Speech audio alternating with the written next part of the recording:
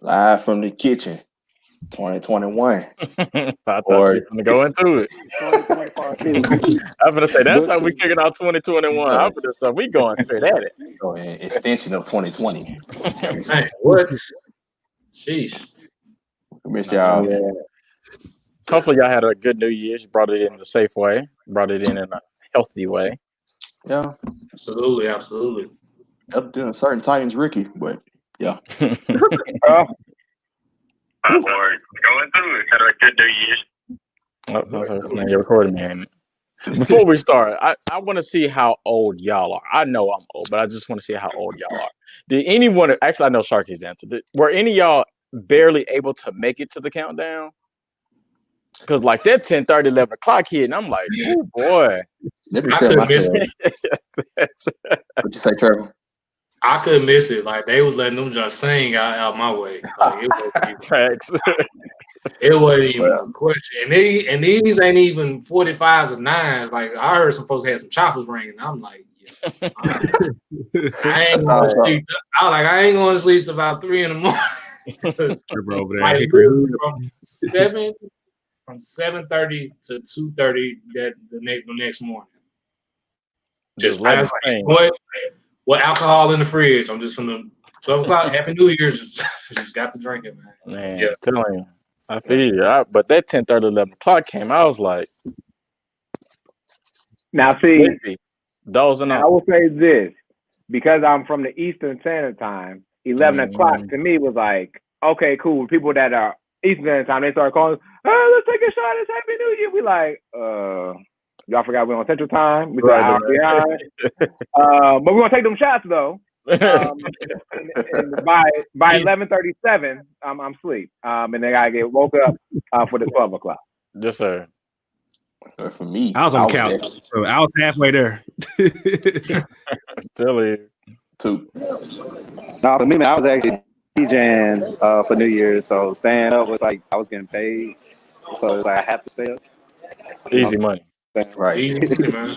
You know what I'm saying? But we all toasted the pledge, you know, so we made the announcement. I had the countdown going, so I was able to announce it. And, you know, we brought 2020 in, 2021 in, you know, better than the last. So listen, you brought the year in making money. Must be nice. I mean, all 2021, you know what I'm saying? I'm going where the money resides. Come on, bro. Where the money resides, bro. Start the year. I see how you did that, sir. I see how you did that. Hey, dude making bank, dude going all around the world singing that song, bro. Like, they might in Birmingham doing shows. I said that's enough. I need you to come up with this you trolling remix, bro. Like we need to be. I need Honda to go and holler at that man. Let him get his own dealership or something. Like the whole dealership. That's what's up. Yeah. I was in a different time zone. I was in the Mountain Time Zone. So I made the Central Time Zone New Year's pretty good. Mountain Time Zone. I'm like, bro. I kept telling Mikhail, I was like, bro, I made it. I mean, I made it to the high time zone New Year's. I mean, I could go to sleep on her. Very difficult. It's tough to All right. Ran out of stuff to watch too. I kept watching the same thing over and over again from the New York ball drop. They played after like it hit New Year's in Eastern Time Zone. They played it up to Central. After that, they just did a rerun. I was like, so what they did was it like just a video of the ball, like that's it, no people, nothing, just the ball. And, hey, it's here. Yeah, it was the ball. That was it. J-Lo performed. Right. Slid into the camera. COVID. You know what? That was the first time I ever seen the ball drop because I'm usually at church or when I worked at FedEx, I was at work. So on FedEx. But she. No, right. Speaking of the new year, we definitely got some things to talk about. As you can see from the names, besides the coach of the Knicks and the One Piece Shark, we have some things that we need to discuss starting this new year off. So let's make sure class is in session. I would be remiss if I didn't first give a congratulations to Senator John Ossoff and also Senator Raphael Warnock of Georgia. What they did here was they are Democrats that took over a mostly Republican state and made that state Democratic. They also made the Senate, which we talked about before, majority Democratic based upon them, especially with the dropping of Kamala Harris, who also will take the spot of Mr. Mike Pence. And so we'll definitely dive into that a little bit more. There are some things I do want to discuss before we discuss January 6th, 2021. And before I do that, I do ask that my brothers just come off mute for a second and just say the number 175, please. 175. 175. This is one thing that has not been discussed enough, but I want to make sure that we are all clear, because then we'll talk about January 6th. Senate Bill 175 gives you the right to use force without retreating first. Okay, and let me be more specific about that. It's called a stand your ground law. It provides that people may use deadly force when they reasonably believe, catch that word, believe, okay, that it to be necessary to defend against deadly force, great bodily harm, kidnapping, rape, or robbery, or anything of serious crime. Under such a law, people have no duty to retreat before using deadly force in self-defense, so long as they are in a place where they are lawfully present. Not too many people know about this, and this is huge because this actually is a part of 36 different states. Of those 36 states, of course, Ohio, unfortunately, who just was the most recent people to sign the bill. I'm talking about Mississippi, Texas, Florida, Arizona, Michigan, Illinois, Kentucky, and unfortunately, the state of Tennessee and the state of Memphis. What this means is you have to be very careful, because if someone has a firearm and they believe they're in danger, then they can use this firearm without any hesitation. So if it's you and another person, then that person can use that firearm and say, oh, well, Savage broke into my house, so I fired a shot at him. Or I was just out on the street and I fired a shot at Savage. And they can use this as a tactic to say that they are not guilty for what they've done. So please keep that in mind. There's 36 states. I didn't want to go through all 36 states. Just understand there's 14 of them that you don't need to go to either. I have enough to say about January 6th that can fill up this entire time. And so before I do that, I do want to give the time to my brothers to discuss their feelings, how they felt, what they saw about it. And if you don't want to speak, feel free to pass. But trust me, I'm going to give us a great closing out as well. So if anyone would like to take the mic now, you may go ahead, and then we can go from there. Actually, I'll set the order. Let's go Trevor, Shark, Savage, Tuke, Skylar, in that order, please. Okay. I'll start it off for everything that happened on January 6th. In a weird kind of way, I was kind of laughing because the whole time as I was seeing everything happen, I was on Twitter, and Black Twitter was just on one that entire time. But in all seriousness, everything that transpired on January 6th, and I'm somewhat of a conspiracy theorist, but not a huge one. But the whole time I'm just sitting there like, this was allowed to happen. Like we get what everything that was going on with the supposed president inciting all of this, but there had to be some people that had to be complicit with this whole thing going on before everything took place. Because there's just no way that these radicals could just storm the Capitol in the fashion that they did and just practically take over the entire building. And lo and behold, I was able to stumble upon a video where members of the Capitol Police are literally opening barricades and allow these people to storm the Capitol. And I was just like, well, there it is. And then there's another one where there's a guy that's on live. He's taking a selfie with some folks in law enforcement. And I'm just sitting here like, hey, this is America in its truest, rarest form. And then I just look again, I think $750 billion that are supposedly spent on defense and the military. And yet we allowed these people just to storm the Capitol like it was just no tomorrow. I'll save the obvious that all of us have for what someone else is going to acknowledge, so I'll just keep it brief. But it was eerie, but it was in that weird way kind of funny if you were on Black Twitter throughout all that was going on, but just disgraceful overall. That's what I'll say. Disgraceful. Yep, piggyback off of Trevor. Shout out to Black Twitter. Salute them. Thanks for the laughs. At the time it was going on, I was busy with work. So I knew what was happening because I was on the phone with my girlfriend, my fiance. Hey, man. And she was sitting there watching it the whole time, and she was just like, really, she was keeping me updated. I changed to CNN because I was working from home this week, so I changed CNN for a second, but I'm the type of person I don't like to just see a bunch of negativity, a bunch of mess. So I changed back to my usual sports channels. So I had that deal. I saw what happened. So first thoughts, nothing really hit me till after I was completely done with work because I was so busy, and I just really know how to feel. It was just like one, it didn't surprise me. Two, I knew Donald Trump wasn't going away peacefully. I mean, he's been quiet for the last month or so. So I knew he got something up before this inauguration day. So of course everything was started by him. Shout out to Twitter for removing him today. So we ain't got to worry about. I ain't got to worry about. So me, I block people. So Donald Trump's been blocked. Clay Travis, all of them has always been blocked for last year for me. So anytime I see people tweet a tweet from him or something, I don't see it.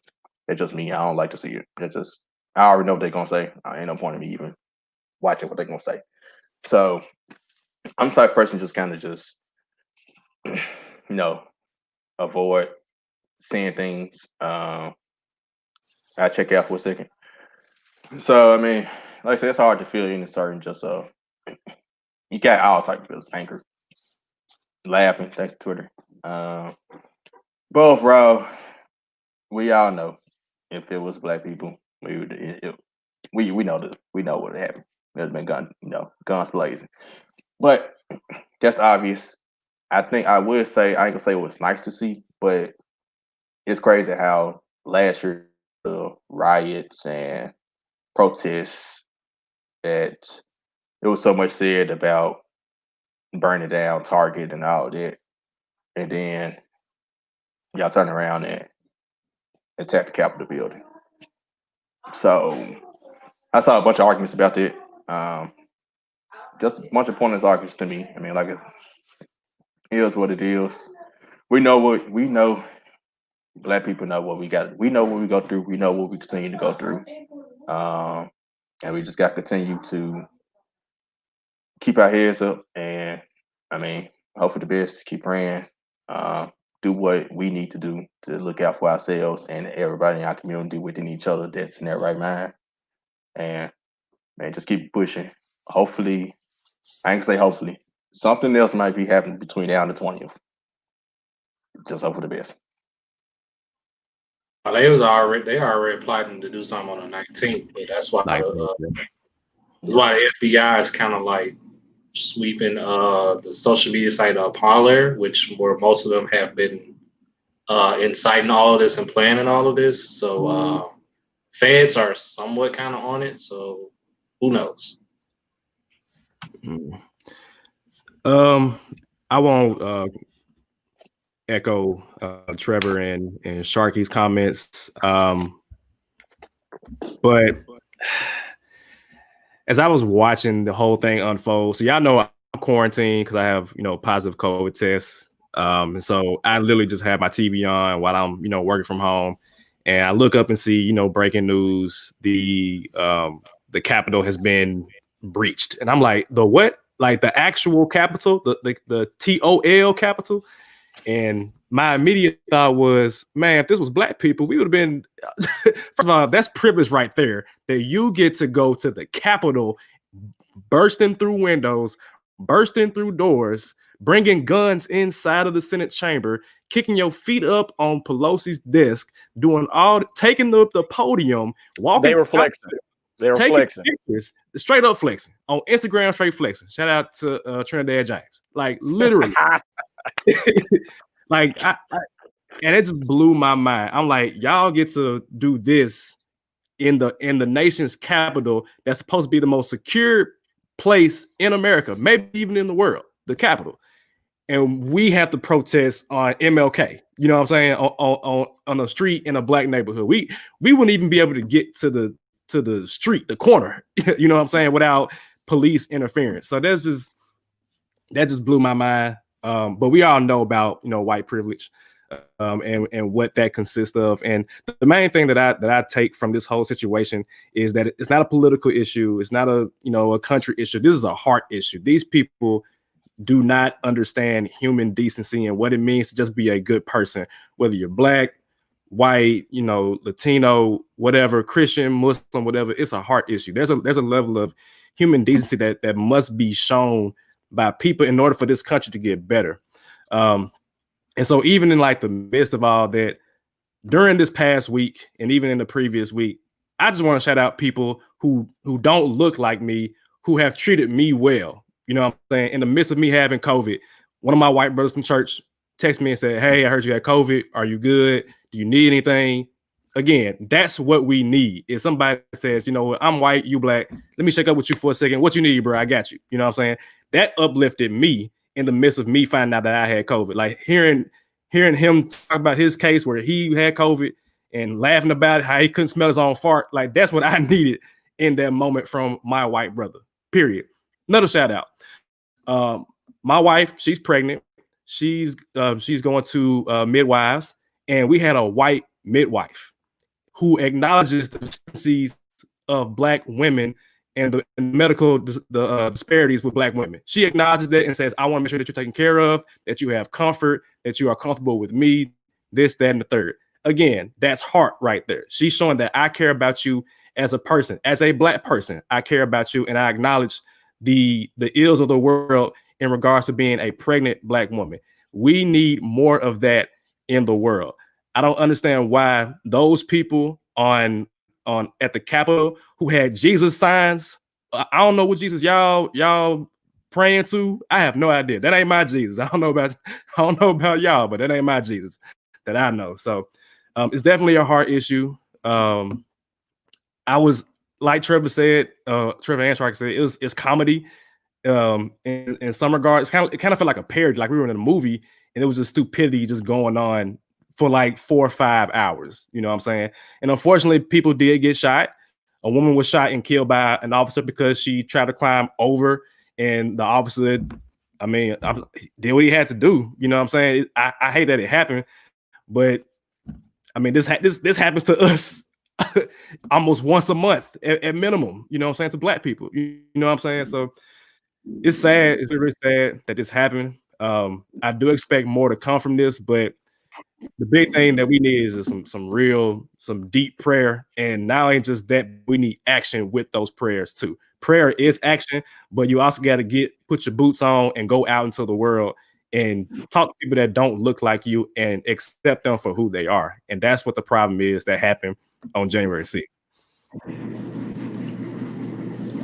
Man, shout out to y'all for speaking y'all minds. Savage, you hit right on the head when you said that you felt like it was a movie, because I literally said the exact same thing, you know, especially being a black man in America. We just looking at white privilege and like, bro, like if they were black, how far would they probably wouldn't even got to the steps that they got, right?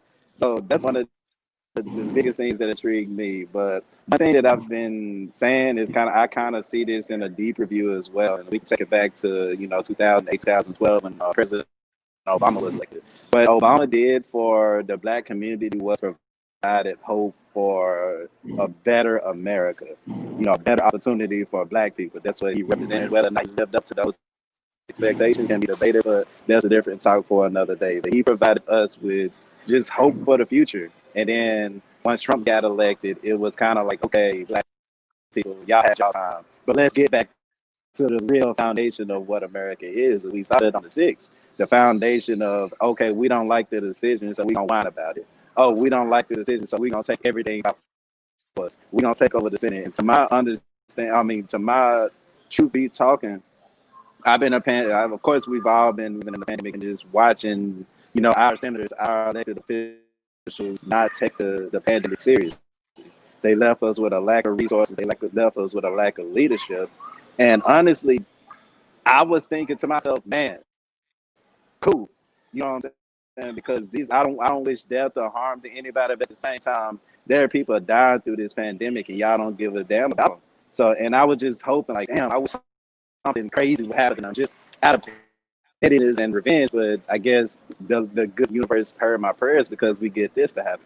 And what was supposed to actually happen was the rioters, the terrorists, we're gonna call them terrorists because that's what the hell they are. The terrorists were actually sent in to, they had like little ropes and whatever to actually kidnap the senators and whatever and hold them hostage. I think that was the main goal for what we saw at the Capitol. And thank God they got away. Everybody was secured and safe. But that lets you know that there's two different Americas going on. Of course, the America we see and the America that we saw on the 6th. But let's not be surprised. Like we're surprised like that happened. Like we knew it was a matter of time. We knew Donald Trump wasn't gonna go away. He said he's not gonna go away. So he knew what to expect. So for them to allow the Capitol to be taken over, it's America. It's America straight up. And now they're going through the 25th Amendment of trying to impeach Donald Trump. The thing about that is I see it and I appreciate it because, for one, he's still president for the next 2 weeks. He literally knows everything about America. We could be going to war tomorrow because of how Donald Trump feels. I get that part, but the fact that we're impeaching him is also like poking a bear. Like, do we really? Like, I honestly don't know how to feel at this point with that going on. But I'm gonna continue what I do as a black man. Just sit back and see what happens because I feel like this is a fight that we really. I don't want to say win, but it's a fight that we didn't start. You know what I'm saying? And to see, the two Americas, I guess really 3 Americas, you got the racist assholes that were at the Capitol, you got the black people, you got the white people who still don't know what the hell to do at this point. You know what I'm saying? Like they want to help us, but then they could be closeted like, yo, yeah, go Trump. So I think we're in for the next couple of weeks to see, excuse my language, but to see a shit show. That's why I had 2020 book 2. Because this could be the beginning of the end of something crazy. For sure. I definitely thank all of y'all for being honest and sharing your thoughts and opinions. I think everything that I wanted to say, y'all have pretty much said. Like I said, definitely thank y'all. My thoughts and opinions, I guess, just about January 6th. Didn't believe that it was happening.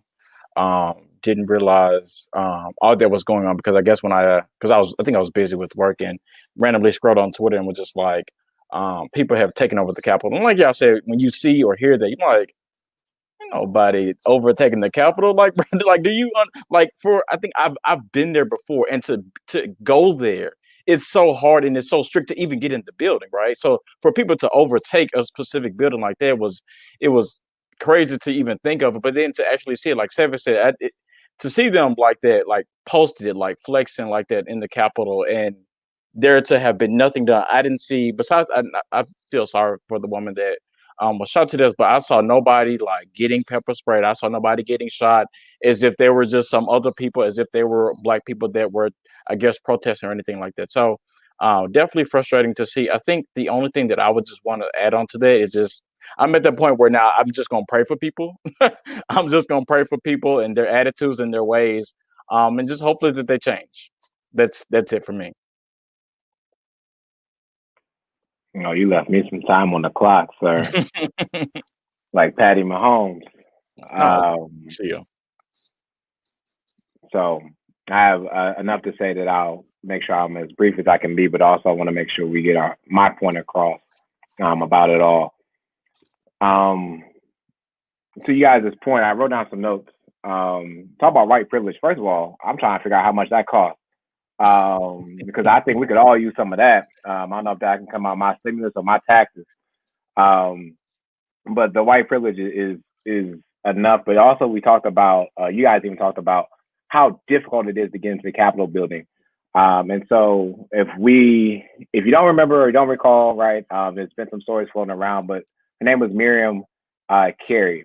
On October 3rd, 2013, she was died. Well, she was killed by trying to get into the Capitol building.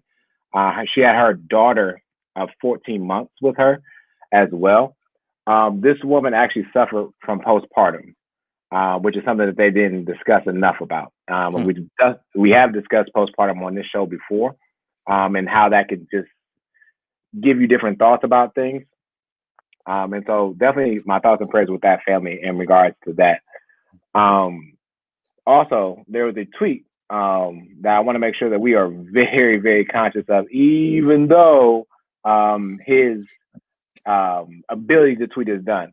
So from Donald J. Trump, this is verbatim, so I want to make sure we're very clear. Verbatim as of July 27, 2020. Agitators or protesters who vandalize or damage our federal courthouse in Portland or any federal buildings in any of our cities or states will be prosecuted under our recently reenacted Status and Monuments Act. Minimum 10 years in prison. Minimum. Don't do it. As we go back to yesterday, or not yesterday, the day before yesterday, 52 arrests, 4 people dead, 13 officers were injured. I need to understand why there was a Republican by the name of Derek Evans of West Virginia who was there. That's the leader of West Virginia. I need to know why Virginia State Senator Amanda Chase said that the riots are the beginning of a revolution. I need us to understand that as much as we hate Donald Trump, we have to be thankful for him. And I know y'all like, man, what? Donald Trump exposed those people, to Savage's point, that are with us and against us. We saw who was with us and against us on January 6th. It hurts me to say more to this, but let me just walk with me about this. I'm an educator. So that next day, having to talk to people that look like us that are 15, 16 years old. And I'll never forget, there's 2 responses I'll never forget, right? But I want to just be in general with this. We failed them. And I told my students, I've failed you. My generation has failed you, just like my previous generation has failed you. Racism ain't dead. And at least 2 of my students, that's putting it lightly, said that they didn't even really care. Like, I see this all the time. Well, that's the problem. That's actually the problem. This country is so racist that sometimes we don't even see an issue with what's going on. It wasn't until I explained to a couple of these young men, usually really these young men, the importance of why we need to make sure we are locally and at the state level voting for the people that will make right decisions for us. Whoever voted for that man in West Virginia, y'all can get that out. Whoever voted for this lady in Virginia, you can go and get out too.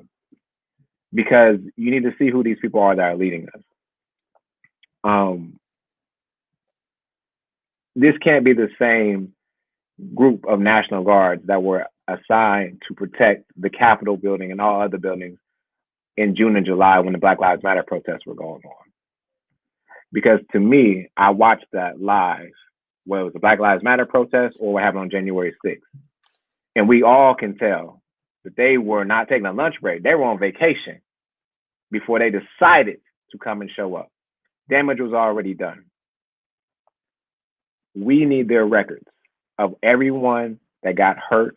Everyone that got arrested. We need to know who these people are. The same way we had to be told who those Black people were, right? We still have that 17-year-old boy is still off. He went maliciously and killed 3 men. No charges filed, by the way, in case y'all still following him along. He's good. He's part of the good old boys. Does this not show you all that these TV shows that they are saying are fictional TV shows, they're real. They don't make up these stories for no reason. There are people behind the scenes that are puppeteers controlling what's happening in the United States of America. Not the country, not the world. You're not having this problem in Canada. You're not having this problem in, Rwanda. You're not having this problem. You're having this problem here because we're not united. We're just states. And that's the problem. The problem is, and again, I love what Savage said, it's not all white people. It's not. But it is a select group of white people that hold very high-ranking positions that call these shots.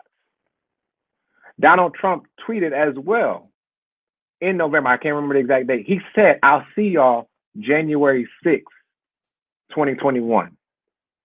So to your point, Trevor, about the FBI, hell, they had a month and a half to know what was going on. And still nothing. And still vacation for the National Guard. But the moment that Black people wanted to protest peacefully, National Guard was called on us. Hoses came back out like we were back in the fucking 60s. People are getting gunned down in July. Yet again, here we are, January 6th. I watched it like y'all watched it. I didn't see anybody get gunned down. I didn't see a 17-year-old Black kid going through the crowd shooting an AR-15. I'll tell you what I did see. I saw a divided country. I saw that Black people can't do what white people do. And that's sad. Point in case before I close up. Philando Castile was gunned down for reaching in his glove compartment. 7 shots, 5 entered him. I showed a video on Let's Be Real before of another man who didn't have the same color as him, white man, who had a gun in his front seat that the officer saw. And for 3 minutes and 38 seconds had the pleasure of having a conversation with the officers, who had a dog as well. The pleasure, because he's still alive. This is the America we're a part of. I told you all about those laws that the 36 states have, about the never retreat laws. If you don't have your gun license yet, don't worry about it. Just go get you a gun at this point. Because you being alive is way more important than someone trying to kill you because of the color of your skin. I will tell you this right now for anybody that's watching. If you come from me, know that I got to go home to 3. So I don't know what you're going to do, but I'm going home. And for those people that attacked the Capitol building, congratulations for whatever you did. Whether you jumped off the top rope like Mankind off Hell in the Cell, or you got in there and took pictures with people. These were pastors that were part of this. Can y'all believe that? Pastors leading flocks of people that were part of this. But yet again, when it happened in June or July, we were the terrorists. We were the bad guys. But let us do this on January 6th. Let us do exactly what just happened. Let there be just a circle of color there. There would have been way more than those deaths that we had on January 6th. And I am sorry for those people that did die, right? I wish death on no one. However, tread lightly on everything you do from here on out, gentlemen, and everyone that's listening to this. The lady was right. This is either the start of something or the end of something. Every start to racial progression, there's racial regression. Think about the civil rights movement. When the civil rights movement was taken off, they took care of Martin Luther King. They took care of Malcolm X. And y'all like, what you mean a racial progression? We need to protect our Black queens. Kamala Harris will be sworn in and be the second highest ranking official in the free world and have control of the Senate. So yes, it was about Donald, but this was also about stopping a Black woman from having power. Salute to you, my queen. I'll be there to protect you. And until then, class dismissed. Woo. Boy, she didn't have your tail ready to go through a wall, man. Let's go. I swear. Let's go. What that boy said? He said, if you come for me, I'm coming home to 3. What he said? He did it. I was like, I'm cheated for president. Basketball coach right there. Good one, cheating. I'll tell you. See, Tuke left class early, unfortunately. Man, I got his detention papers. Don't worry.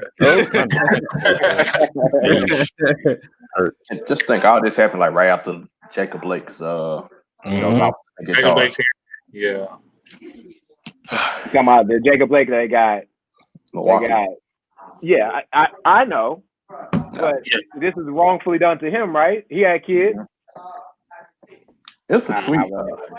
It's a tweet someone had said. He was like, we don't want y'all to shoot them like y'all shot us. We want y'all to not shoot us like y'all didn't shoot them. Mm-hmm. That was it. I was like, I ain't shooting, man. I was supposed to talk sports after this. Exactly. I'm so sorry. Too. I thought you had like a little 30-second break, right? And then get it together. This is break right here. That's the motto. Hey. I need to go get Tuke out the hallway because that's where you're at right now.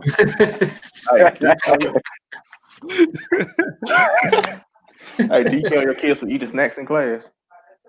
Oh, let me tell you something about kids. Do you remember that kid I told y'all about that ate snacks in my class and I got them together? Yeah. That same kid showed up to class today with no shirt on. He's about as big as the fridge. I had to stop class. I let all my other students go to a breakout room. If you use Zoom, you put all the other kids in the breakout room. I said, no, you come on back. I said, what are you doing without a shirt on? Put a shirt on. Why would you come to school without a shirt on? He said, I don't know. Go put a shirt on. He rolled his little cell phone over here. Put on his shirt. Right on Riley. I don't play that. And that's why I cannot be a teacher. Exactly. That's why I can't be a teacher. I applaud you every single day, man. Like, I love it, man. I love it. Thank y'all. I apologize for eating a snack.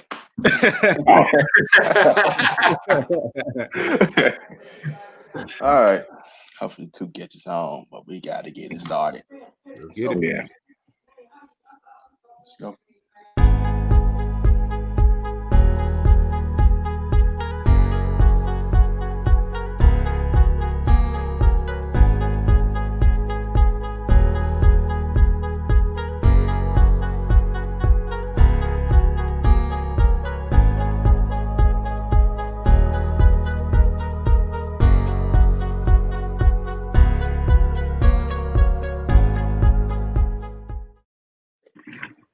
Let's be real. 2021, episode 119. What it do? Nothing much. What's happening to y'all? Happy New Year, everybody. Was good. Right. All right. Go down, show topic list for today. We've been out, 2 weeks? So, 2 weeks. Got to catch up on the Memphis Tigers. Got the college football national championship coming up. Got the NFL playoffs starting up. This is going to be a great weekend coming up. We announced our L of the year, which the Twitter poll was just finalized about 10 minutes ago. It sound like Nate Robinson coming. Hey, so we get that. Yeah, we finished off with Tunica Trevor. Unfortunately, NBA season has started. We had a lot of topics, so no NBA topics this week, but we'll be back next week for sure. It's been 2 weeks in the season, so that'll be all right. Check us out starting 5, so I can tell you on that. There you go. Hey, if you want to hear Greer's talk, NBA talk, starting 5 at this point. But Savage. All right, gentlemen. Do y'all remember the last time the Memphis Tigers played basketball? No. Because games keep getting postponed.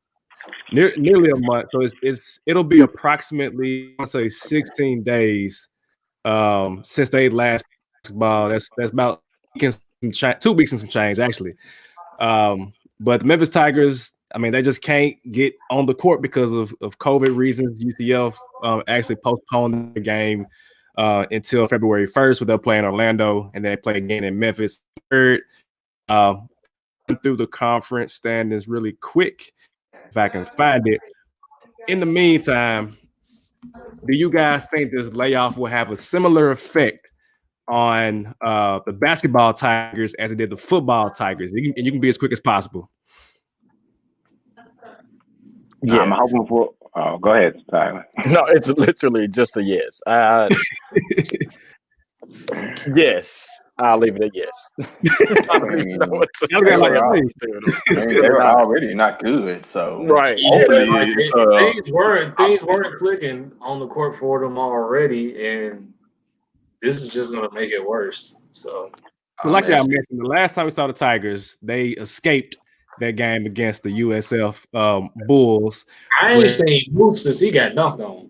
Anybody knows what happened to him?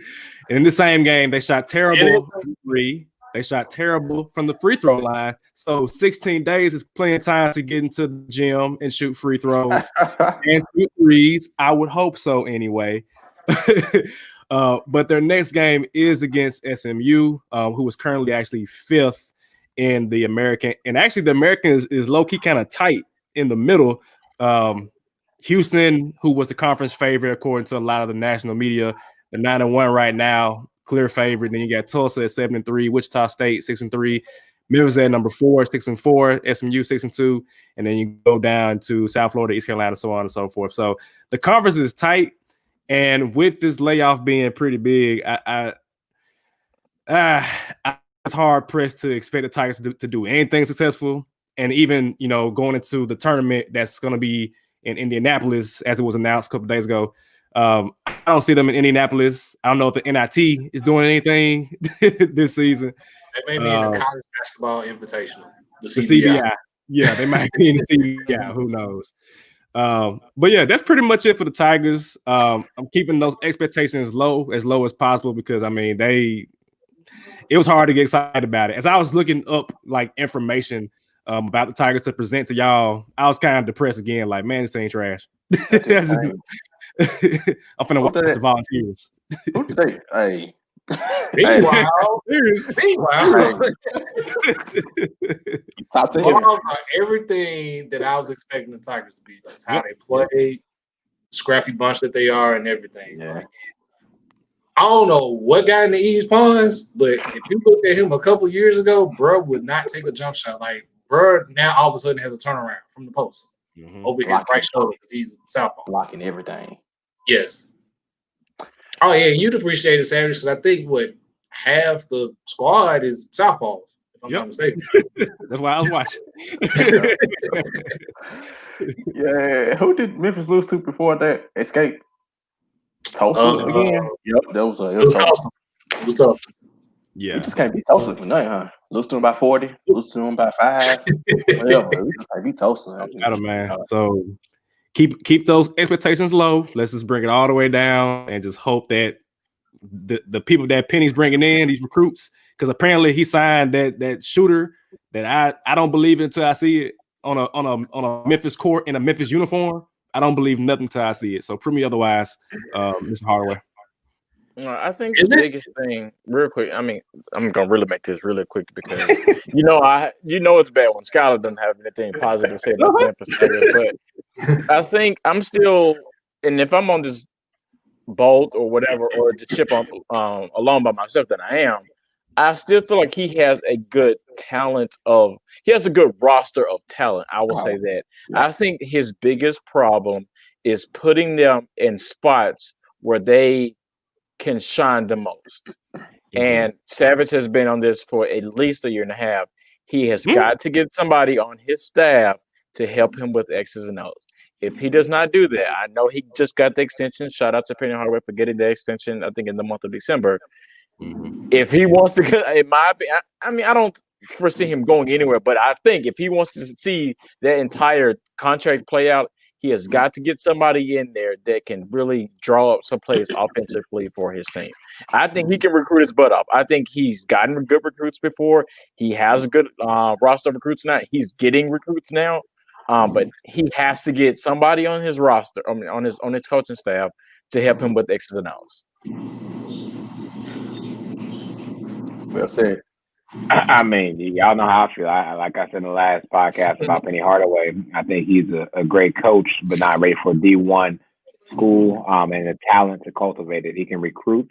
But the whole thing about being a leader is having people below you, to your point that we made before, people that know what they're doing, right? So maybe you got to, you have a head coach, offensive coordinator, defensive coordinator, right? But sometimes that head coach is also calling the play, so to speak. That's a football analogy, but it also going to basketball.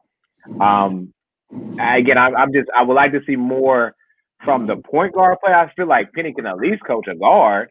I would hope. I would hope. So you got to have good guards to do that. Yeah, I think they're lacking talent-wise in the point guard department, but every other position you got talent. Agreed. So just give somebody back down there to help him out, and I would hope that he had it already, like in the moment coaching and adjustments. He's just not there yet. He's just not. High school, right, to the college, the way that he's at, D1, Memphis, University of Memphis, and what the expectations are for Memphis, those are two completely different platforms. And taking it from a coach, I went from coaching my high school boys in a recreational league to TWSAA. That's like apples and carrots. It's two completely different things. Real. Yes, right? It's two completely different things. And like, I just don't think he was ready for it. And he's still not looking like he's ready for it, unfortunately. But all right, Kevin Hart. All right, Kevin Hart.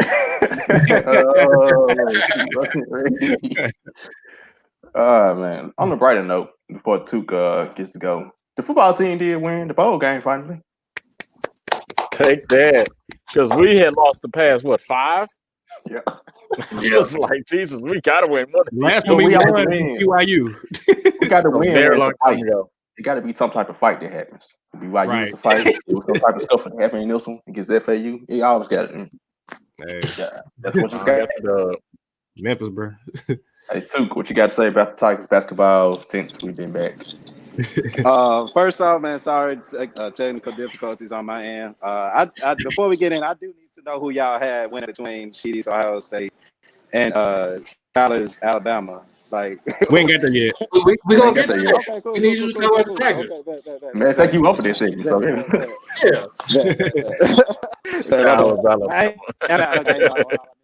Technical difficulties on my part. My apologies, but Tigers, what we talking about? What's up? Basketball right now. And That's it's okay. okay. It's okay. That's something you want to add. Yeah, we can all move forward to I mean, hey, let's go ahead and do it, man. Y'all pretty much y'all hit the coffin on the head with the Tigers, but Sheedy's Ohio State, which was a outsider coming in, and Skyler's new Alabama team up just won a Heisman. They got a Heisman winner. Shout out to Devontae Smith on that side. Yes, wide receiver, man. You know what I'm saying? I'm gonna just keep mine short, man. Crazy enough, I said if Ohio State would have got to the championship, I'd be on the Ohio State bandwagon too for this one game. So give me Ohio State. We're gonna start off with Sheedy, then Skyler. We're gonna start off with that, and Savage, Shaka, then Trev. Oh, you know who Sheedy got? I was just state your case, man. What? Let him go. Okay. Let me start by saying this. OHIO. I think the stars are aligning. Please don't believe the reports out there as well. There's been a lot of reports about how many teammates, I say teammates like I play for them, how many players we have in COVID. But I've checked my stats. Hey. Go ahead, Shark. Go ahead. I heard something that they're doing it on purpose because Justin Fields needs to heal some more. So you gotta get the guys. He got hit, man. So I don't blame him. You're right. He did get hit, and he delivered a hell of a second half as well. Within the moment. And so, of course, I'm going to go with Ohio State regardless of what's going on. I would love for us to play on Monday night. I think that's a great time because the Saturday games for football don't look that well anyway. And so I'm really looking forward to Ohio State winning. Hopefully we win by 10, if not 14. We need Sean Wade to cover Mr. Smith. I need Sean Wade to show what he's worth. But I agree. I don't think no one can really cover that man, the Heisman. But also look at your stats, though, right? When it comes to a Heisman versus another team, they don't always win. So give me Buckeyes for sure. So just before you go, Skylar, to represent your Alabama Roll Tide. They are planning to win by 8 by Vegas, so just wanted to throw that out. Oh wow, Alabama by 8. That's a high score. Real quick, y'all have already said it, but Devontae Smith, Ohio State. If I was do something to find a way to defend him, and if you find that way, I don't think that's going to work. So good luck with that. But I'm actually going with Ohio State to win this game. I'm only going with Ohio State to win that now.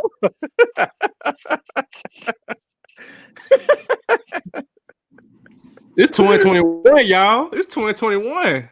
New year, new Skylar. Alabama is not my team. I'll say that again. Alabama is not my team. Alabama is not my team. But seriously, the reason I'm going with Ohio State is because of what I saw from Justin Fields. And not only what I saw from Justin Fields, but what I saw from Justin Fields in the second half. And not only what I saw from Justin Fields in the second half, but it was against Clemson. Clemson is no slouch on defense. And the way he was able to distribute the ball to his receivers and how explosive they looked on offense, I think is going to give Alabama problems. Now, I've seen a couple of Alabama games, not too many this year, but usually they have about 2 or 3 defensive studs on that side of the ball, and I'm not sure if they may have that, but none of them are household names in my opinion. So just because I think Ohio State's offense is that good, I'm not feeling too confident about Alabama's defense. It will definitely be a high scoring game. I will definitely say that. I will say first team to 35, but I think first team to start to 35 will be Ohio State. But CD has bet me that game, so I have to go with Alabama. So take that however you want to. What? Wait, what? So you're picking Ohio State, but you're taking Alabama? Yes. He's trying to revoke. He's trying to do reverse. No, right. Anyway, it's my turn. It's my turn. This man said I'm picking, but I'm taking. That's why she fell out. So here are my 3 keys to this game. So one, which quarterback is better, Mac Jones or Justin Fields? I saw Justin Fields. Yeah, I don't need to see nothing else. Justin Fields is better. All right. 2, who is going to convert on third downs? So Alabama is converting 60% on third down, which is crazy. Ohio State is 50%, which is also crazy. So there's that. But this is where the game is decided for me. Who is going to control the trenches? Who is going to run the ball? Ohio State University football is running the hell out that rock. 272 yards per game on the ground.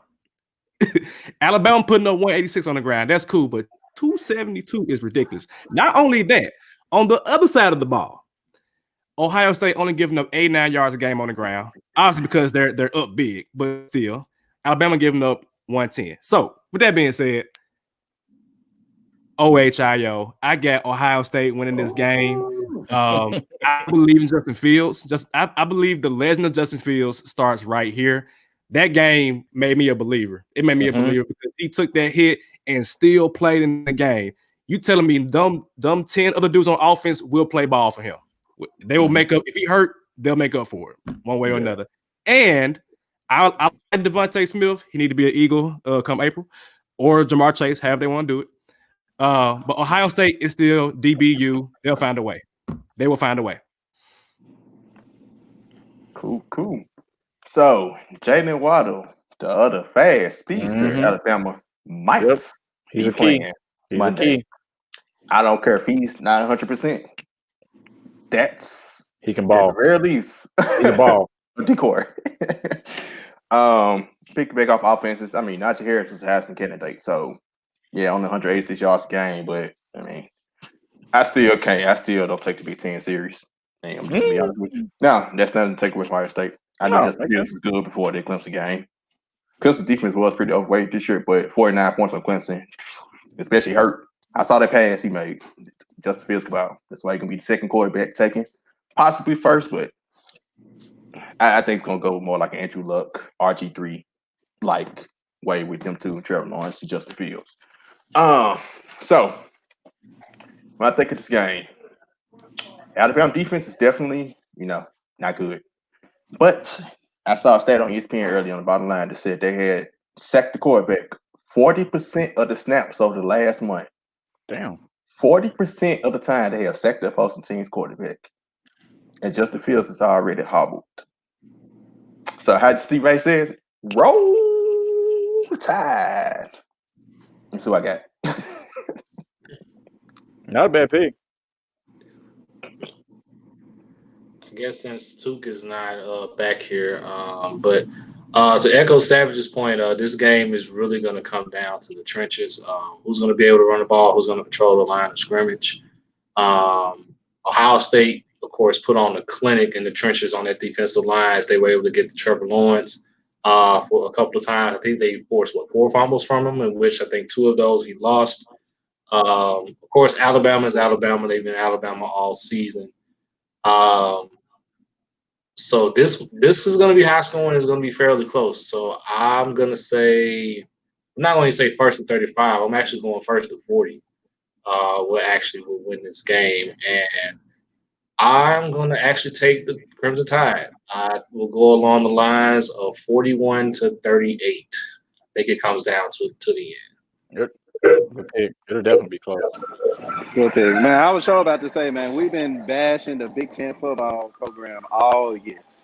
And I thought it was about to be a landslide as far as everybody picking Ohio State to win. So that was going to be pretty funny. I always say about the Big Ten, it's Ohio State and it's everybody else. And Ryan Day is probably the happiest person on the planet right now, not only because he's playing for a national championship, but Michigan just gave Jim Harbaugh a 4-year extension. So Ryan Day just sitting there with the Birdman hand rub, just, okay, it's 4 more years of you losing to Ohio State. So, I promise y'all, on like episode 4 of Let's Be Real, I promise y'all, I had a full like soliloquy about John Harbaugh. Is it Jim or John? One of them. Whichever one in Michigan. Jim. I went on a full soliloquy and said how trash he is. And to this day, he still has not beat Ohio State. Get this man out of Ann Arbor, Michigan today. Like, what is Ain't he going to sign an extension tomorrow? He just signed it. He already signed it. I think it's 4 extra years with like a base salary of at least $5 million. Yeah. Ryan Day problem is that should be a job requirement. It's a requirement to beat Ohio State, and he does not do it. I'm sorry. To his credit, the coaches before him, they beat him. They only beat him like once in the last 20 years. Yeah. Was it Tom Brady or something? Like, I don't. I don't remember. Well, Sheedy, shout out to y'all for, Dabo. We don't like Dabo. Yes. Thank you. Shout out. I mean, that was funny. He ranked y'all 11. Now, that was very disrespectful. I don't care how much we joke about how trash Big Ten is on here. We know y'all Buckeyes are for real. We will never rank them number 11 like he did. So, Sheedy, how you gonna act if y'all win? That's the real question. How you gonna act in this episode? I'm gonna be quaint. I might write a soliloquy, whatever Savage just said. But I mean, I'm gonna be modest. Because I want all the facts to be in. But Ohio State football is Ohio State football, man. I ride and die for that. Basketball and football, honestly. So I'm probably gonna act a fool a little bit. I'm not gonna get no war paint out, but I'll be here. One more question. My bad. I would say, how was the text thread between you and Santana? I know he's a Clemson fan. Oh, I was left on red. I bet you. Damn, acting light skinned. I bet you responded last year when Clemson beat y'all, though. I bet. Oh yeah. Yeah, so I eat that. So that the past couple of years, Clemson has had our number. I give you that. But when Ohio State done stepped up like we did, and we stepped up last year too. I don't want to get back to that. But this year was a win, right? Last year was a loss. So it is what it is. But he was very quiet. Very, very quiet. I didn't talk to him until like maybe 2 or 3 days after that. Shout out Santana. Shout out to Santana, man. Create our logo, man. Shout out to him. I do have a question. I think a better question would be, Skylar, if Alabama wins, what would you do? Well, right. He will be like street down my. I know what he'll do. He'll say this. It ain't my team. Yep. He's gonna be going to bed counting cash to say right. I hope so. I'm down. I think 40 or 60 to Sheedy. So this week with these playoff games and that championship game, I need my money back. Well, Scott, got some playoff games coming up, dog. Got some playoff games. It feels good. First of all, I know a couple months ago we talked about if we were going to have a football season, and then we talked about how long the season would last before COVID hit. But here we are. We've made it to the wild card round of the NFL playoffs. Super wild card. Excuse me. So first game up, we looking at it. But we do have to start off. I think tomorrow's game will start off tomorrow early. I think around 12 or 1 o'clock. But we do have the Buffalo Bills going against the Indianapolis Colts. So I kind of want us to run through these games as quick as we can, not super quick, but we do have, I think, 6 games to pick. So in this order, we're going Savage, Sharky, Tuke, Trevor, and Sheedy. And then, of course, I will go last. So tell me who you got winning. All right, so for Bills and Colts, shout out to my boy Frankie, coach of the Colts, former Buffalo Bills backup quarterback who did a good job at getting the Buffalo Bills to Super Bowl. I think the Buffalo Bills win this game, but I'm kind of shaky because the Colts are that team that probably could upset the Bills. Good defense. Frank's a good offensive coach. I think the Bills, it's going to be a high-scoring game, like 40-35, something like that. I think so. I got the Bills, though. The Bills have scored 50 points a game the past 3 games. So, but it's the fact that you gave the Colts that many points. That's what I'm saying. That's what I'm saying. That's what I'm doing, too. But, yeah, I got Bills. Yeah. This is a classic, dome team on the road against a cold weather team. Good luck, Colts. I got the Bills. Hey, man, y'all know I'm rolling with the Bills. Shout out Savage for your other dark horse pick, by the way. Which was so. I mean, this will honestly be the team, especially with their defense playing the way they are. Like, they could be the team that could actually be a dark horse. But give me the Bills, man. This their time. Yeah, I got Bills in the shootout. I think it's gonna be high scoring. Man, Shady. Yeah. The thing about the Bills, though, it has been high scoring, right? But they play teams that aren't gonna be in the playoffs these past 3-4 weeks. So give me the Bills to win this game by a whole bunch, though. Man, I thought you were gonna pick the Colts because you picked them for your AFC championship. I picked the Bills and the Colts to play each other. I got to choose one. I'm gonna roll with the Wildest. That's where the money resides for real.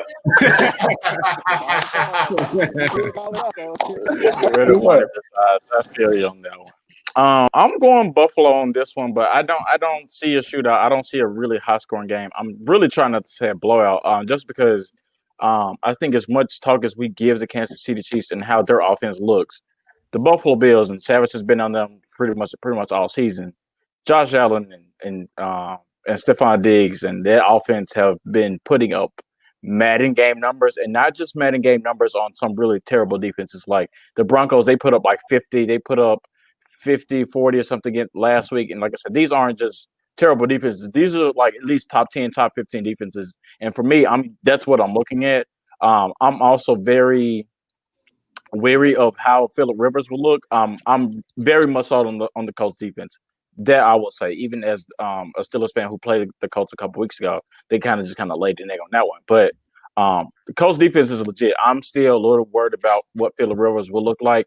To Sharky's point, not just in a cold weather game, but this is Buffalo. This is like cold weather.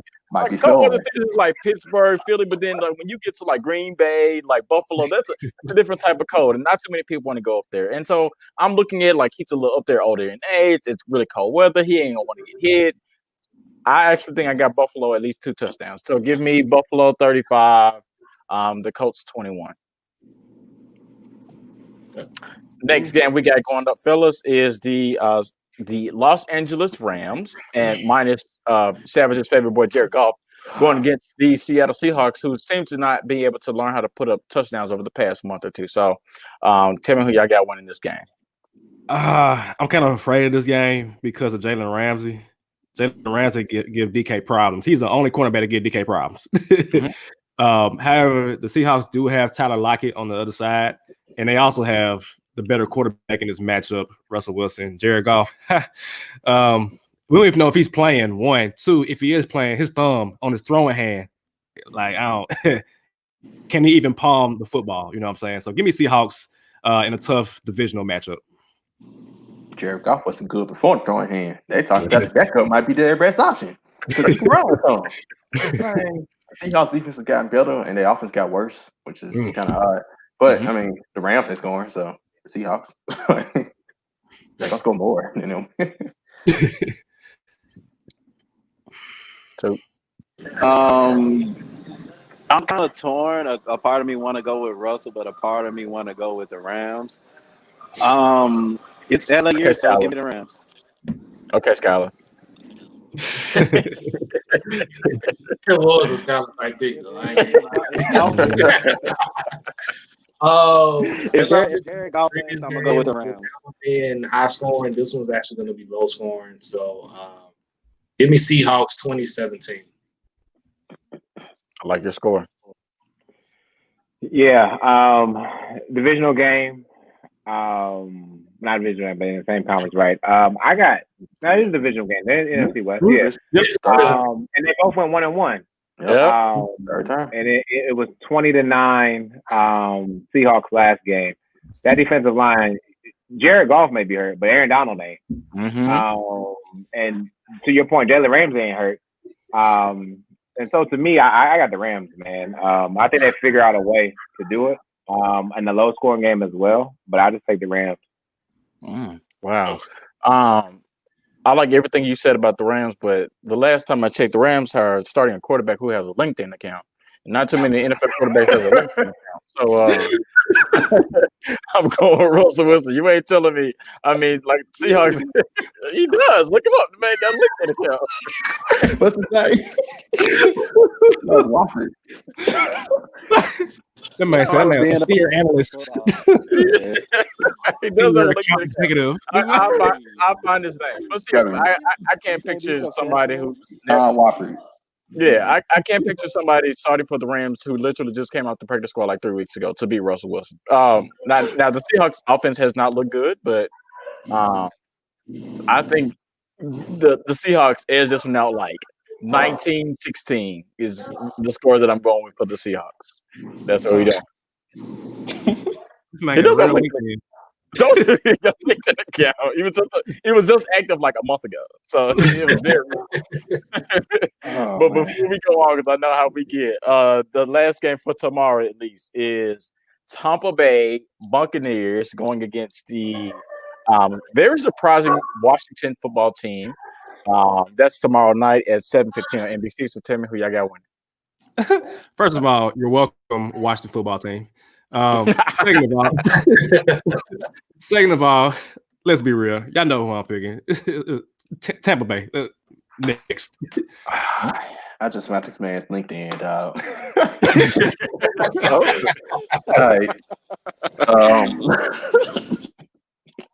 Hey, what is picture look like? Is it a good picture? I think it is because it's a pretty common name, John Wofford. But I just compared the picture with his quarterback picture, like him, the one I found. Wow. But Tampa Bay. I just looked Tampa Bay next. Same thing is the reason. How's Washington going to score? You got to score points. Their defense can be good all they want, but you got to score some points to win. Good pick. I agree with that 1,000%. That's why I'm picking Tampa Bay to win by at least 2 touchdowns. He really got it's not even a football picture. Listen, sing your head. Sing your head like a mother. Oh man. So give me the Buccaneers, but I think it's going to be relatively close. I think they'll win the game easily, but I'm going to give them at least by a touchdown. I'll give them a touchdown. I think the defensive line for Washington is going to be enough to bother Tom Brady, and Tom Brady has struggled all season against teams with a really good defensive line. I think Chase Young and Montez Sweat are going to do a pretty decent job of at least getting to him, but Washington is not going to be able to score to keep up with them. It'll be relatively close, but I think Tampa Bay edges them out by a touchdown. So give me Tampa Bay. Tap dance. My man said all season. That's been all his career. Right. Yeah. I.e. the Giants. That's true. And what they did. And Eli with that 4th and 26. Anyway, to David Tyree. Give me Tampa Bay though. By 10. I feel you on that one. I'm going Tampa Bay as well. I think if I remember about week 3, week 4 of the NFL season, we were doing pickup games. I kind of jumped off a ledge and said that the Tampa Bay Buccaneers would make it to the Super Bowl, represent the NFC. I'm still going to do that. Don't ask me why. I'm still going to do that. So going with Tampa Bay to win this game. But I think to Trevor's point, good point. Washington has a really good defensive line. Yes. Chase Young, who we will talk about here very, very, very shortly, is a problem. Have fun NFC East, blocking that for the next 10, 12 years, I guess. But I'm going Tampa Bay, but I would not be surprised to Trevor's point if this game is close. I just also, at the same time, don't see how close Washington can keep it with Alex Smith. If he plays. If he plays. It's a matter of how long he's playing. That's I don't think he's playing long. We didn't even bring up Montez Sweat on the other side. Exactly. No, I brought him up. Okay. Yep. Okay, so here's a one for the Let's Be Real crew. We had the Baltimore Ravens going against the Tennessee Titans on Sunday afternoon on ABC. Are they though? It's national media. I ain't heard anything about the Titans all week. I heard Lamar Jackson name. That's all. National media. I'm going as I see it. So again, we can still run with the same. What the team who y'all got winning?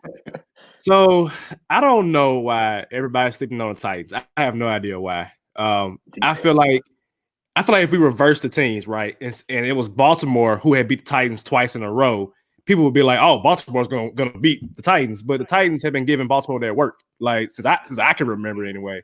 And I think they will continue to give them that work this weekend. So giving the Titans to push forward with the Super Bowl run that I predicted a long time ago, and I like Skyler, am sticking with it. So Titans, okay. So y'all know I got to be a little second on this one. I didn't get my prediction on Let's Tighten Up because I saw that everybody listen to this show. So if my Titans fans are listening up, this game is fishy to me. The fact we just beat them a couple, 2 months ago in Baltimore, and they're favored by 3.5. Savage, the home team normally gets like a point. The home team normally gets 3 points. That's a pretty large amount for a team that we just beat. I ain't talking about playoffs last year because that's too tough. Basically, what they're saying is a touchdown against y'all. What they saying, basically. And I look at the officials they put in this game. Mr. Jerome Boger, one of the worst officials, and especially one of the worst officials against us, is officiating this game. And I've been hearing all week is Lamar Jackson. Don't tell me why, but something fishy. They're not going to allow Lamar to go 0-3 in playoffs. Give me the Ravens. Wow. I wasn't expecting that pick. Something fishy about all of this. I just have a bad feeling. That pick. They're not going to allow it. I got you. He wants to tighten up, but he's trying to save himself from whatever happened to Lamar Jackson. Don't worry, though. Don't worry, Sunday. I'm keeping the game, Sharky. I don't get worry. you. I'm going to be pissed if we lose. I'm going to be hockey if we win, but something fishy about this. Yeah. Help him out, too. Pick the Titans. All right, so I definitely didn't expect that from you, Shark. But I mean, you got your reasons, and they're definitely legit. I had the Ravens going to the Super Bowl at the beginning of the season. But information has changed. I picked the Nuggets to win, even though I knew the Lakers was gonna win at the beginning of the season. Information has changed, so give me Titans up, man. I got you. Tighten me up, man. I don't think I can go with the Ravens. The Ravens don't have the same swag as last season, especially Lamar Jackson. Like, we see him on the news every damn day, pretty much saying that, hey, Lamar's gonna beat the Titans, but I just don't see it this year. So tighten up. I got another thing. It was a history thing, and these aren't the same teams, but we played the Ravens 4 times in playoffs. The road team has won all games. And I can't remember the last time the home team won, including regular season in this series. It's 2021, Starkey. New year. Hey. No, it's 2020. The Titans have the Ravens number. It's been shown since that playoff game. I believe that'll continue. So give me the Titans by 10. I think they'll win this one by 10. Give me a 24-14 Titans. Ever since Lamar Jackson has went to go take that poop, the Ravens been on one, if you ask me. So I got Baltimore rolling. I'm not saying like rolling in this game, but I think they win by 10-14. I'm gonna say 10 against the Titans. The winner of this game is going to be the team that rushes the ball better than the other team. I think you're looking at two teams that are really good at running the ball. They want to run the ball. They will run the ball if they are up 14. They'll run the ball if they're down 14, whatever the case may be. So I'm going Tennessee in this game, but Trevor has been spot on with these scores because I think I like Trevor's score, but I'm going Tennessee 24, Baltimore 20 is the score that I'm going with. Plus, I'd rather root for the Titans than root for the Baltimore Ravens. What I look like. So that's the score that I'm going. Any more comments on the game? Okay, cool. Next game up, we have the Chicago Bears, who's they squeaked into the playoffs with that Biscuit, but Chicago Bears are going to the New Orleans Saints on Sunday, right after the Ravens and Titans. So, Tim, who you got winning? So I got 2 predictions. What? Okay, Skylar. Well, it's not quite Skylar. So if Trubisky finishes the game, it's gonna be the Saints. If Nick Foles gets in at any point, I'm going Bears. That's the perfect time too. Y'all know this is time. This is Nick Foles' time. If he gets in at any point and finishes the game, give me the Bears. It's Nick Foles. I say that because real quick. I say that because Nick Foles' last playoff game, the ball went through Alshon Jeffrey's hands against who? New Orleans Saints. Retribution. He could have beat the Saints. Could beat the Saints in 2018, I believe. But This is key because the Saints always choke in the playoffs. Yes, sir. Yep. But my dad is a Bears fan, and he don't even believe him. So, Saints.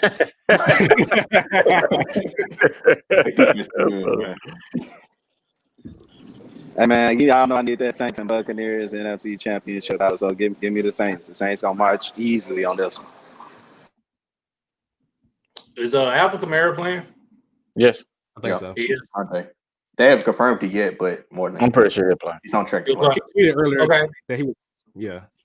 Okay, if he's playing, okay, Saints. That easy. If they played Saturday, he wasn't going to be able to play. Yeah, I think if he wasn't playing, I probably would have gone with the upset and picked the Bears, but he's probably going to play. So, yeah, Saints. Okay. Yeah, give me James Harden and the Saints. I know how I feel about Drew Brees and the Saints, so give me them. I really, really want to pick the Chicago Bears in this game, and that's just because every time I try to make myself believe in the New Orleans Saints, they lay an egg every single time. But I think this is another close game. Chicago Bears still has a defense. Last time I checked, Mitch Trubisky. Last time I checked, is playing good. Yeah. But this is the Saints defense, but not the same Saints defense led by what's their good linebacker's name that just tore his ACL. Cam Jordan? Nope, not Cam Jordan. What's that? It's slipping my mind. I think about it, but Saints statistically had one of the best defenses, the top 5 in the league this year. But they did lose one of their really top linebackers. So that's a little skeptical for me. But there you go, Quan Alexander. Wait, okay. That may be the name.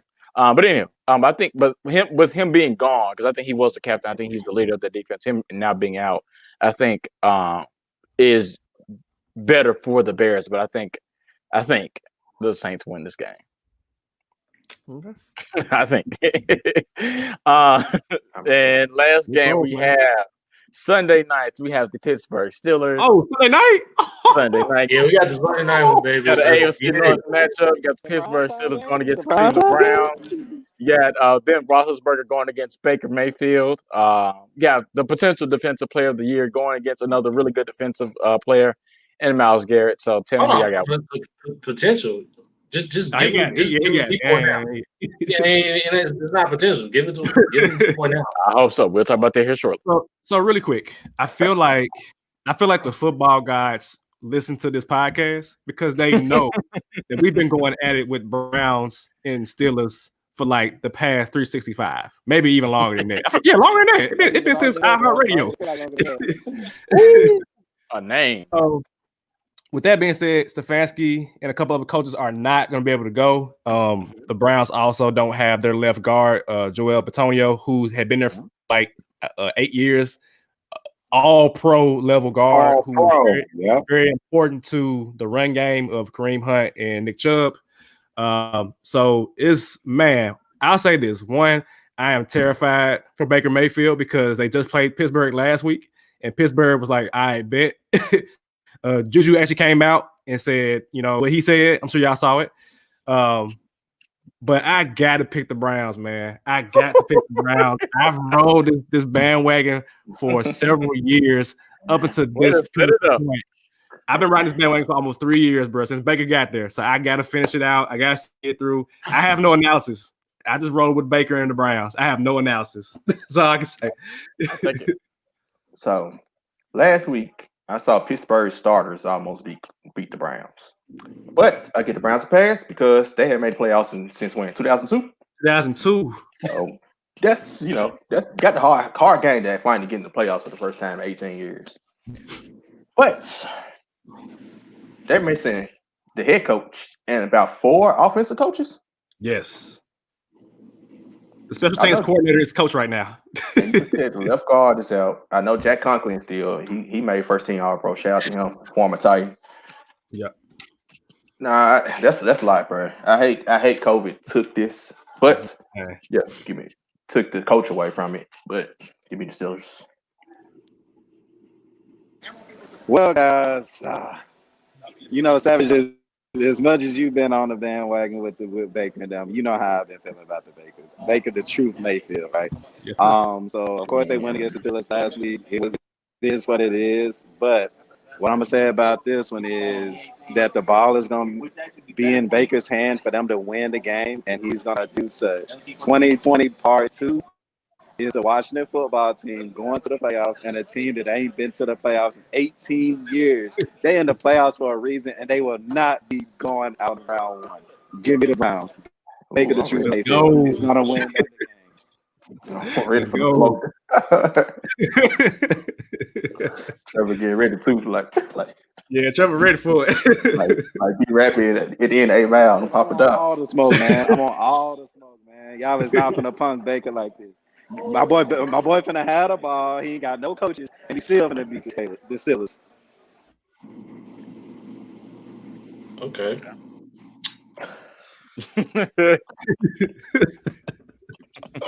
So, since everybody wants to rave about the last time the Cleveland Browns won the playoffs, which was 2002. Yeah, they won their wild card game, but who did they? Well, actually, no, they didn't win their wild card. I said they won. No, they did. Excuse me. You know who they lost to? The Pittsburgh Steelers. I remember that game. Tommy Maddox, right? Tommy Maddox. Mayfield, though.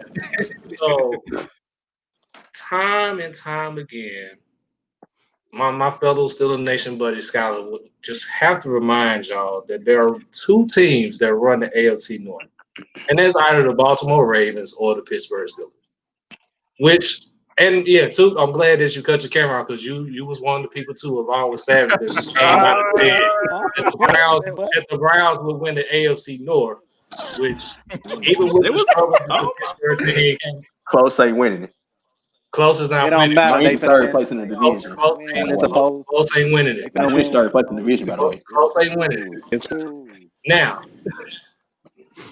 will this be a good game? Yes, I do believe so. What fears me is I don't know what Steelers team is going to show up. Are we going to get the Steelers team that started out 11-0, or are we going to get the Steelers team to play it against the Colts, or the one that had been struggling the last few weeks when it comes to the offensive side of the ball? So until I see it, I'm going to pick the Steelers. I'm still going to roll the Steelers in this game. I do believe it'll be close. It will be low scoring as well, so I'm going to go along the lines of 24-20. Steelers win. I'm from Ohio, and Cleveland rallies behind their teams. The Cavs, South 16 when we were down 3-1. We have no hope. They didn't have no hope. I ain't know they have no hope. But so they found a way. So I want all the Cleveland Browns fans to stand up right now and then go lay down because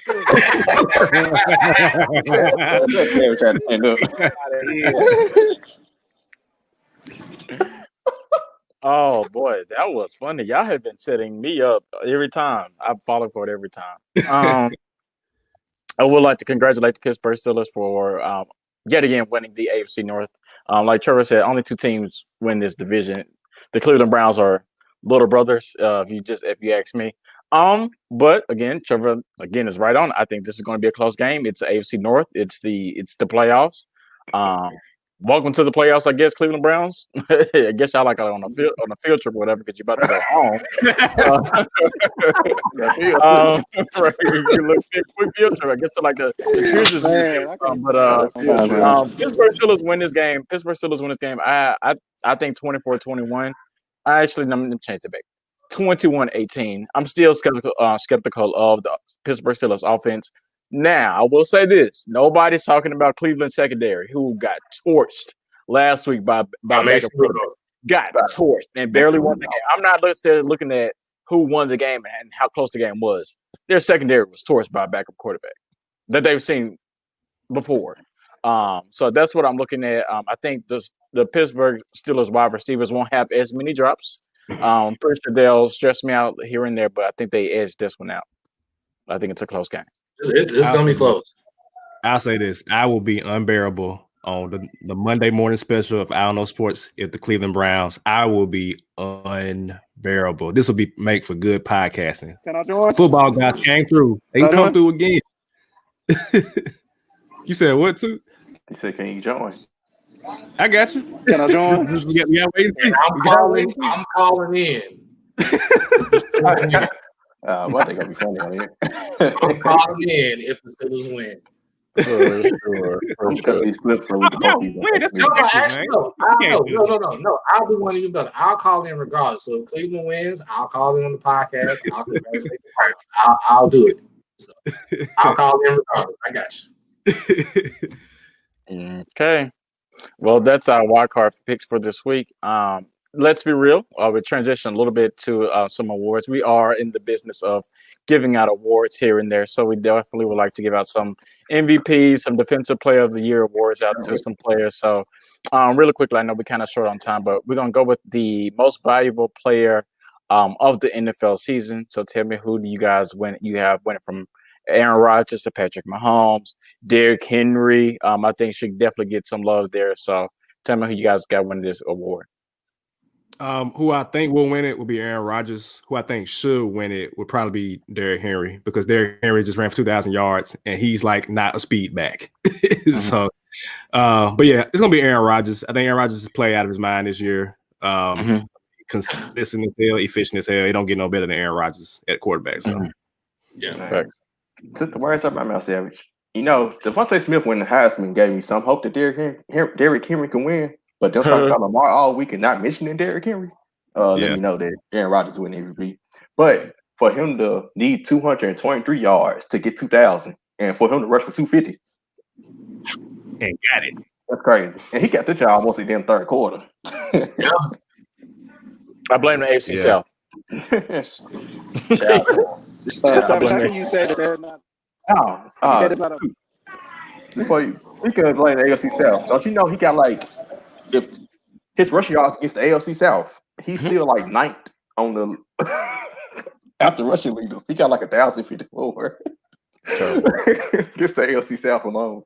Damn, that's terrible. Dang, that's half his rushing yards against the AFC South. 6-9. Sorry. Go ahead, Troy. Sam had words out of my mouth as well, so I'll be brief. I really think Derrick Henry should win it, but I think it's leaning towards Aaron Rodgers at this point. That's not to take anything away from Aaron Rodgers because, like Savage said, he's been playing out of his mind all season. Led to the number one seed in the NFC. Of course, the road to the Super Bowl has to go through Lambeau. So, as much as Derrick Henry deserves it and should get it, they're going to favor Aaron Rodgers here. I'm gonna go with Patrick Mahomes, man. I can't believe I'm the first person to say this, but I mean, regardless of last game, which they really didn't care about, like he literally just lost one game of the season. So I mean, you got to give it up. You said there's no better quarterback, than Aaron Rodgers. Pat Mahomes only lost, I guess, 2 games this season, but really one. So Pat Mahomes been tripping though lately. Now he been throwing picks. Mahomes ain't been. He barely been cracking 200 lately, but they still been getting by. Except Mahomes been acting like how Golden State acted when they had the super team. Basically, yeah. Just waiting to the playoffs. They just chilling to the playoffs. Yeah. And we're talking about that Golden State team with the real KD or the other KD. I'll leave that alone. But I said this at the beginning of the season. I said that Aaron Rodgers has a lot to prove. And he's proved that. And he's the MVP caliber season. And the road will have to go through Lambeau. Give me the Packers all the way through the NFC. Oh, and Aaron Rodgers for MVP, clearly. It's definitely Aaron Rodgers for me, but I think at some point, I would definitely like to see a position player other than the quarterback position win this award. If the Titans and Derrick Henry win that game in Lambeau Field, in my opinion, Derrick Henry would have won MVP. For me, that was a breaking point, and I think for me, that's how close the MVP race is and was. I think, like I said, if Tennessee wins the game, I think Derrick Henry should have won the award. But it's going to Aaron Rodgers. I mean, Jesus Christ, 4,000 yards, 48 touchdowns, only 5 interceptions. Right. Only 5 picks for a year, dog. Like, that's crazy. That's crazy.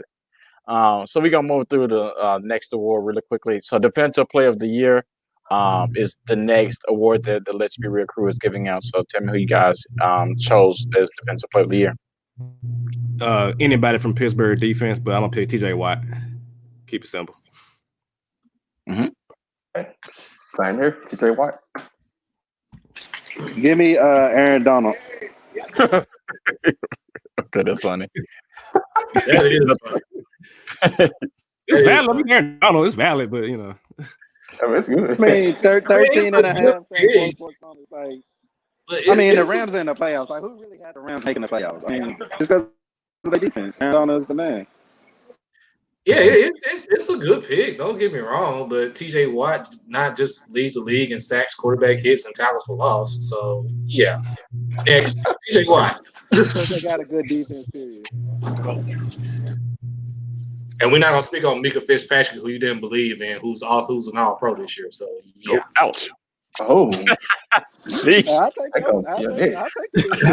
I've been apologizing about this. We're throwing blows tonight.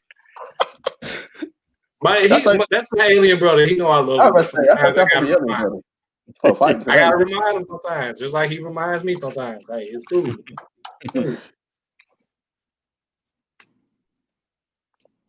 Sorry, I don't know why I couldn't unmute. My fault. TJ Watt, next question.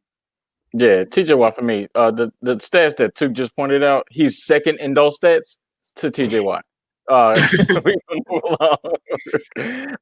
Defensive rookie benefits from having goodness around him. So I mean, Aaron don't know about himself on an island. You got Jalen Ramsey. What you talking about?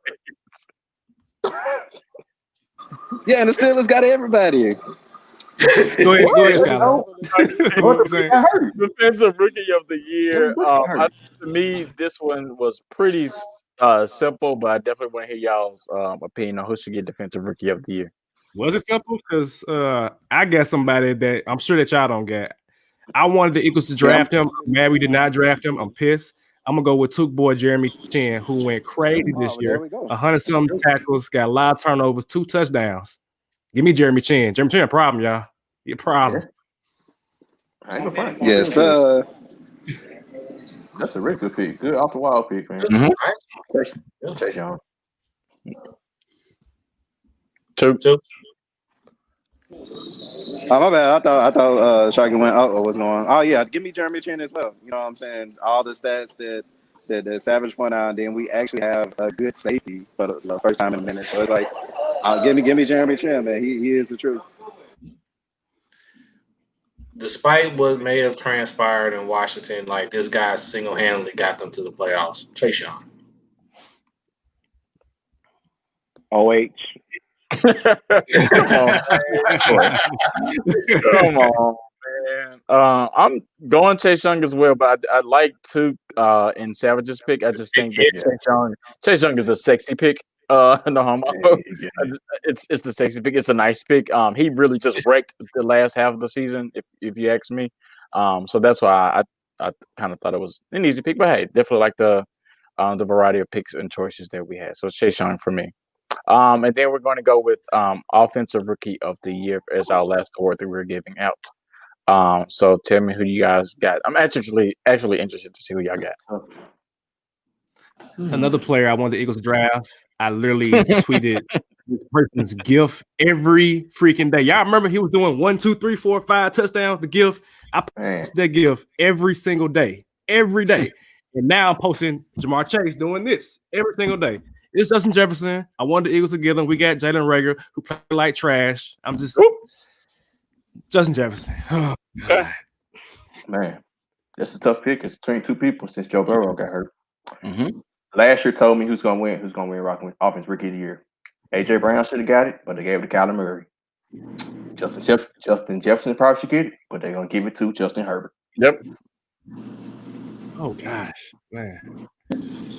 Man, that's you hit it right on the head with that one, Shark. But I'm gonna actually go with my brother and Savage with Justin Jefferson.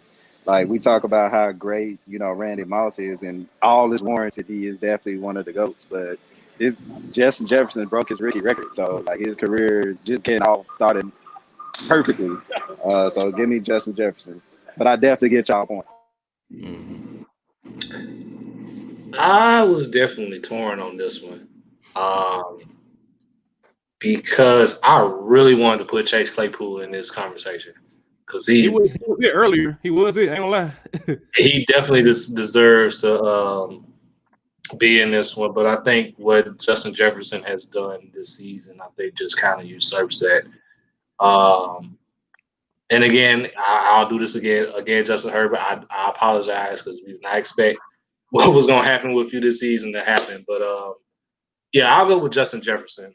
For my pick is offensive rookie of the year. Yeah, if that nurse practitioner doesn't stab the lung, we don't even talk about Justin Herbert for real. But give me Mr. 1,400 yards, 88 receptions, and 7 TDs, opposite of one of the coldest white receivers to grace the league. And so, like to me, like You gotta give it to Justin, even though Kirko and them they make the playoffs, but give me Justin Jefferson for sure with Mr. 1400. I totally agree with. I think all y'all kind of said that. I think it's going to Justin Herbert, but I think Justin Jefferson should win. He balled from week 1 up until the end of the year. So it was Justin Jefferson for me. Yeah, no disrespect to Justin Herbert either. Yeah, because he balled out. It's 2-man race, but I'm tired of quarterbacks just getting the benefit of the doubt. Like last year, Kyler Murray got in. AJ Brown should have got in. He threw for 4,000 yards. Thanks. Yeah. But I have to remind him that we don't call Kirk Cousins Kirko no more. No, you don't. We just call him Kirk. Even though he tried to hit the little dance and get back in our good graces, no, he is still Kirk. We need to call him overpaid is what we need to call him. Yep. So that's it for me, man. Definitely looking forward to the awards. Definitely looking forward to No coach of the year? Oh, so I didn't think about coach of the year. I'm so sorry. You also skipped offensive player of the year as well. Just saying.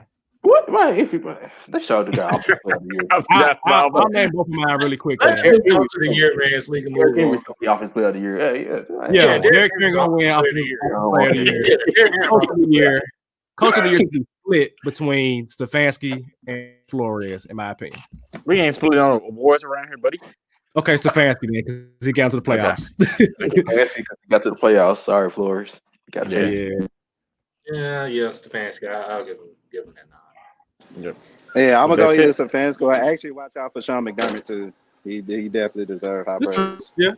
Oh yeah, definitely deserves. Yeah, definitely deserves to be in the conversation. All right. Well, y'all know what? It's New Year. But we got to bring up 2020 again. L of the year. Shout out to Twitter for the polls. I posted this week because they're going to choose things well names. Just a lot.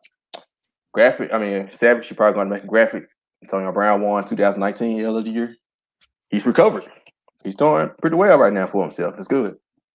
So hopefully this man. Haven't heard much from him. So I know he's doing this thing in Tampa Bay, but haven't heard much from him as far as off the field is concerned. So I think that's good. So in fact, Tom Brady threw the ball his way like 50, 11 times, so he can get this bonus at the last game. Right. But hopefully this man can do it. Man, Twitter, y'all voted. And we're gonna vote ourselves, but I'm pretty sure we're all gonna vote the same person. Not me. Oh, okay. Nate Robinson. Well, it's between Nate Robinson, Joe Colley, who did not vote for John Moran for Rookie of the Year, Mike Gundy, his BLM comments back last summer, and Bill O'Brien for the DeAndre Hopkins trade. And you've seen what Texas has done since then, so well, what you got? Trevor. Cool. 2. I think it's on you. Oh, I thought you said Savage first. I'm sorry. Yeah, I thought you said Trevor first too. So of course, like y'all know. I did a full bootleg breakdown on Mr. Nathan getting his ass kicked. If I spend out of my day to you getting, you are the loser of the year, L of the year. So there you go. You good people, excuse me, good people. Hold this L. Yes. I appreciate you for doing this. Yes. Anytime I pick L of the month, L of the year, I always look at it like how bad did they lose? Nate Robinson, to me, I watched him get knocked out at least about 15 times. Still as funny as the first time. He was literally getting trolled on Facebook, he was getting trolled on Twitter. He was getting trolled on Black Planet. He was getting trolled on every social media platform that I know of. It's beyond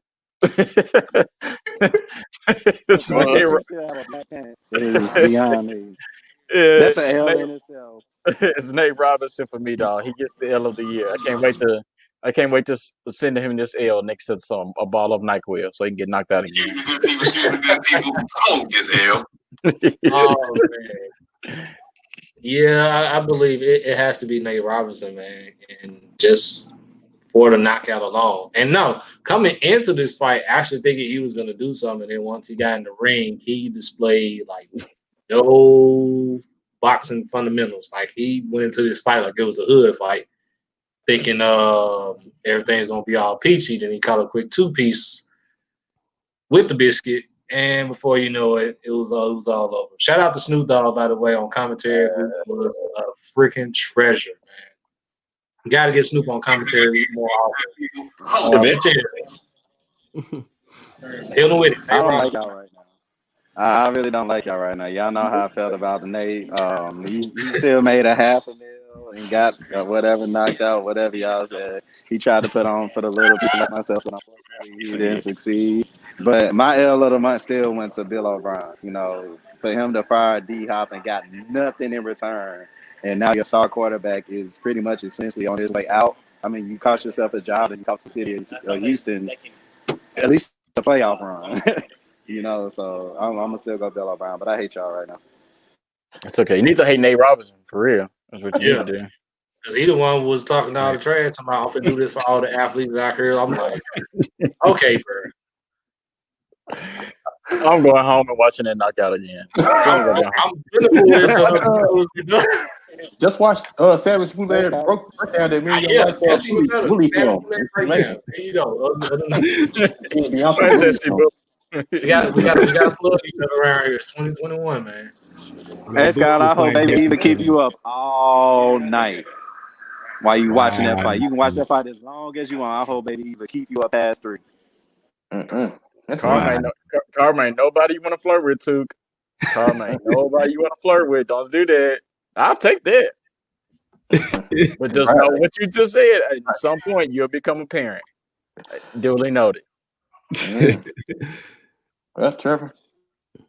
Tunica Trevor ain't went nowhere. Nah, I'm still here. Even COVID can't stop me. So this weekend, I'm not going to do any categories, anything. Like we just went through the wild card game. So I'm just going to give it real briefly, just 2 games I was able to kind of look up and see that you can probably place your bets on and make you a quick buck or whatever. Last I checked, and I believe it's still the same with FanDuel for the Titans-Ravens game. The money line is at 155, which is pretty reasonable. So bet 100, make 155 basically. Put that on the Titans. Or if you're just that bold, if you're in Baltimore, put it on the Ravens. So have a nice little cash out either way. It's a straight bet there. Second, I will definitely look at the Washington Tampa Bay game. I think the spread right now has Tampa Bay at a touchdown. We're actually 8.5 right now. Which is a little high. Run it up. Honestly, with this one, I honestly is depending on what is going to happen with Alex Smith.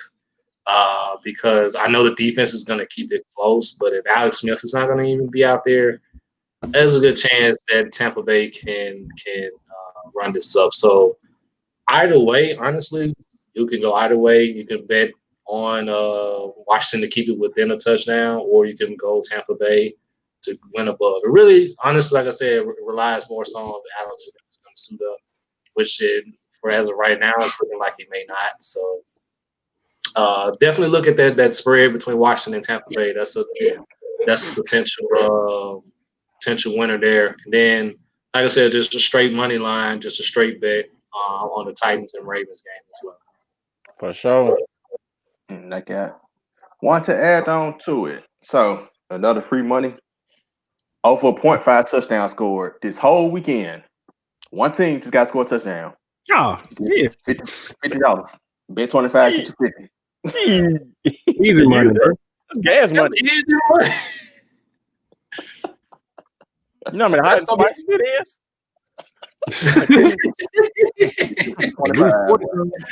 Oh, man. I'm about that's 20 in the first hour of the first game. Like 2 minutes of the first. Right. You might get first drive. Exactly. But yeah. Hey, great episode to start the year, fellas.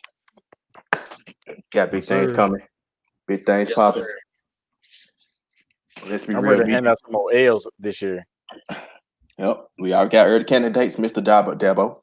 But Dabo, honestly, who honestly should have been L of the Year for 2020 for all his comments that he made prior to the year. I know we had Mike Gundy on the list for his BLM comments, but Jesus Christ, if you just paid attention to Dabo Swinney in 2020, it was just horrendous. Like, I really wanted to put him as L of the Year for 2020, but you guys decided Nate Robinson was the guy. But for those that don't know, of course, there was the incident at Clemson where there were coaches using racial slurs and practice towards the players, of which one of the players came out and complained. Dabo Swinney's comments on the George Floyd thing kind of just trivializing or minimizing the whole situation, not trying to make it about race and just make it just the way of the world, and that's just how things are. And then, of course, everything that happened just a couple weeks ago with the college football playoff rankings with him ranking Ohio State 11th, and of course getting his comeuppance last week against Ohio State. Yeah, that was sweet. Definitely an early candidate or Elmer. Yeah, right. He lead this year so far. Right. He in the lead. Yeah. Like what's got to say about Karma? You don't want to flirt with Karma. Karma's undefeated. Karma, man. Boy.